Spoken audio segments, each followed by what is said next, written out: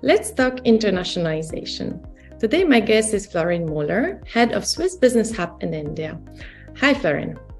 Hi, Ada. Thank you so much to be here. for joining. Nice to meet you online. And thank you so much for joining the session. I would like to ask you a couple of questions related to Switzerland-India business cooperation and internationalization. Switzerland is a major market for Indian companies engaged in the IT sector. What are other areas for business cooperation? What do you see for Indian businesses interested in Switzerland market? No, great question. I think the main connection point for Indian companies going to Switzerland is the Swiss innovation ecosystem. Switzerland is an innovation leader. It has a very innovative ecosystem comprised of universities that do basic research, but also universities that do applied research. Switzerland has also a good mix of companies, means Switzerland is a home of one of the biggest multinational players, like in the pharma sector, like in banking, but also in manufacturing, precision instruments, and all these companies, the big ones are very innovative, and they stimulate the Swiss economy in general. Switzerland has 99% of its companies are SMEs. So this mix of companies is also very stimulating and offers a very good opportunity and connection point to Indian companies that want to upgrade its business model and that want to connect to one of the most innovative ecosystems worldwide. So it's to come to your question, it's a rather sector agnostic. So from various sectors, Indian companies find a connection point, but of course there are some strengths like pharma, like precision industry, like manufacturing, like AI, blockchain, and personalized health, to name just a few. And according to you, what other initiatives, project opportunities are needed to further strengthen the collaboration with Indian companies?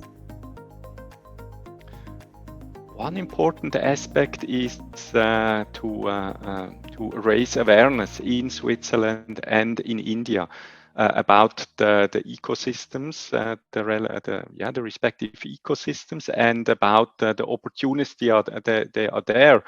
I believe and I witness many times that the images that Swiss people have from India and Indians from Switzerland are not always what is the reality.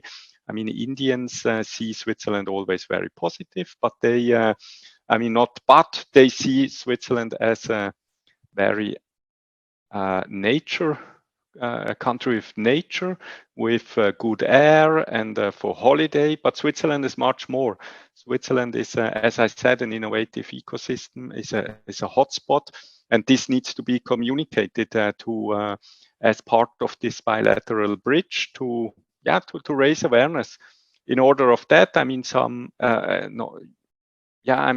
political activities and initiatives would, of course, also stimulate bilateral trade and investments in both directions. For example, the free trade agreement, which is being negotiated between EFTA states.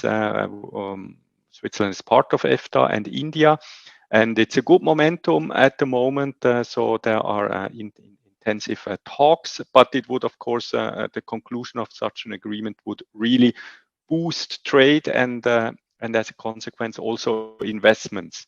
I think those are two important activities or factors that could even upgrade our Swiss-Indian bilateral economic relations.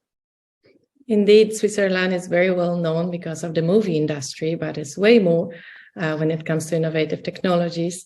That only the movie and nature that Indians knows from the Bollywood mostly. And you've been based in India for many years. So I would like to ask you for advices for the steps to be taken from your perspective by the European company who is looking to build a long-term partnerships in India? What are your views on that?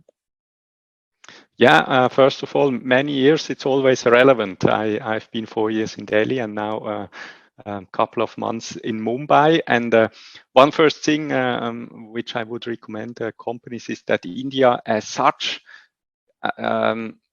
is very how to say dynamic, but also diverse.